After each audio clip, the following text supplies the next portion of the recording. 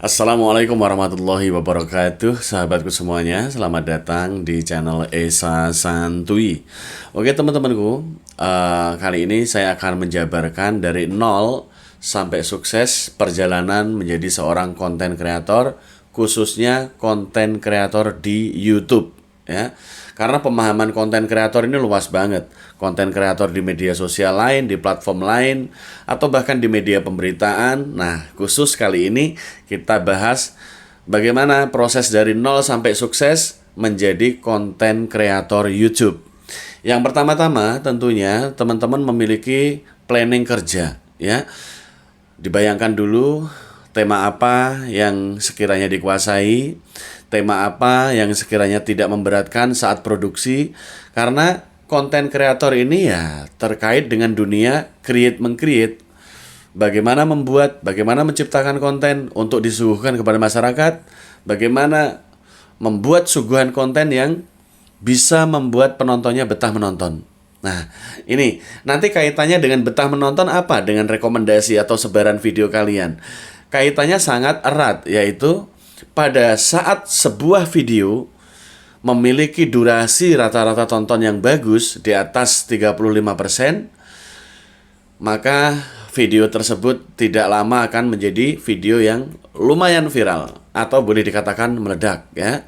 Nah, apalagi 5 jam pertama ditambah dengan sebuah variabel khusus, yaitu 5 jam pertama setelah video diupload memiliki retensi durasi tonton bagus dan ditonton kurang lebih sekitar 450 penonton untuk 5 jam pertama. Kalau ini bisa didapatkan, maka di jam-jam berikutnya penonton di video tersebut akan bertambah. Dan perlu diketahui oleh teman-teman semuanya, oleh teman-teman konten kreator YouTube, bahwa tidak semua video ternyata bisa viral. Tidak semua konten bisa viral. Di antara 10 video yang teman-teman bikin, mungkin 4 di antaranya meledak. Nah, ini sudah cukup bagus, ya. Perbandingan ini sudah cukup bagus. Di antara 10 konten yang sama-sama kita upload, mungkin selama 20 hari kita mengupload 10 konten, ini yang meledak 4 atau 5 konten saja. Itu luar biasa, sudah pencapaian yang sangat bagus. Nah, permasalahannya bukan hanya bagaimana berpikir menyuguhkan video yang bagus, tapi juga mental yang perlu dipersiapkan. Karena yang paling berkenaan dengan apa yang akan selanjutnya terjadi adalah mental. Pada saat seorang konten kreator 5 bulan pertama dia terjun sebagai konten kreator dan videonya tidak begitu rame, alias masih sepi-sepi saja, ini biasanya yang membuat mental para konten kreator baru atau beginner menjadi mundur, ya. Sepertinya enak sahabatku kalau kalian datang ke seminar-seminar yang membahas tentang bagaimana cara menjadi konten kreator, atau kalian datang ke seminar berbayar atau kelas berbayar atau kelas gratis tentang konten kreator. Kelihatannya, kedengarannya tuh mudah banget menjadi konten kreator. Tapi pada saat benar-benar dipraktekin, ternyata tidak semudah apa yang dibayangkan, ya. Yang pertama, kita mesti mengenali pasar. Kemudian riset dengan trends yang ada. Keyword atau kata kunci yang sedang sedang tren, sedang digunakan banyak orang. Terus kemudian cara penyampaian narasi yang konsisten. Kemudian upload yang konsisten. Ini bukan perkara mudah. Maka dari itu, tidak semua YouTuber bisa sukses. Berapa ribu, berapa ratus ribu para YouTuber yang gagal? Banyak. Ratusan ribu para YouTuber yang gagal.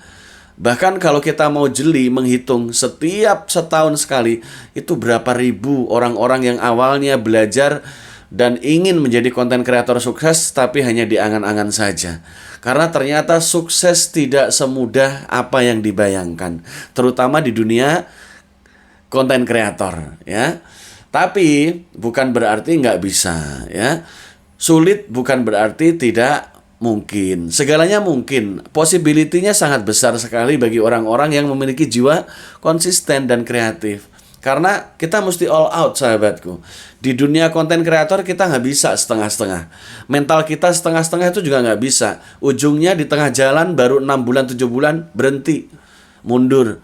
Itu kalau mental kita setengah-setengah. Tapi beda buat mereka-mereka yang memang memiliki mental tempur bagus, daya juang bagus. Saya kira apapun yang terjadi masih akan tetap bangkit, jatuh, bangkit lagi, jatuh dan bangkit lagi. Itulah mental yang seharusnya dimiliki oleh konten kreator. Dan ciri-ciri konten kreator yang akan sukses adalah konsisten dengan karyanya, rajin, kemudian mau mengevaluasi diri dan mau meningkatkan kualitas isi konten dari waktu ke waktu. Ya, inilah ciri-ciri khusus pemilik channel yang akan sukses dan channel yang akan sukses. Nah, terus kemudian berangkat itu tadi dari nol, penyiapan ide, gagasan, penentuan tema, ya, kemudian narasi. Kalau butuh skrip silahkan siapkan skripnya. Kemudian schedule, ya, jadwal kerja yang jelas. Karena kita ingin menjadi konten kreator yang bukan hanya icip-icip, bukan hanya coba-coba, tapi kita ingin sukses sebagai konten kreator YouTube yang profesional. Ingat, menjadi konten kreator bukan hanya di YouTube. TikTok, ya, Facebook, Instagram, itu juga konten kreator yang bergelut di sana. Tapi permasalahannya, coba deh fokuskan dulu ke platform mana yang kira-kira teman bisa menjangkau waktu dan tenaga serta ide, ya, dan kemudahan-kemudahannya. Silahkan pilih dulu platformnya. Karena menjadi konten kreator di Facebook belum tentu semudah di YouTube. Demikian pula sebaliknya. Setiap orang memiliki pandangan yang berbeda. Mahir di Facebook belum tentu mahir di TikTok.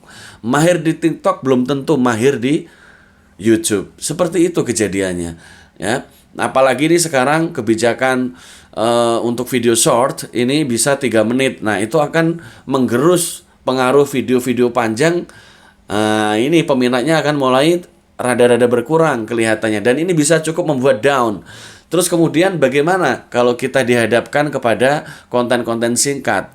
Zaman misalkan mengharuskan kita membuat video short 3 menitan atau video short selama 1 menitan. Ini apa yang perlu dilakukan? Tentu kita perlu mendalami psikologi dari konten short itu sendiri. Salah satu basic psikologi dari konten short adalah konten short dibuat dengan durasi pendek tapi dengan isi yang cukup padat, pesan yang cukup tegas. Lihatlah video short yang sukses menggait jutaan penonton.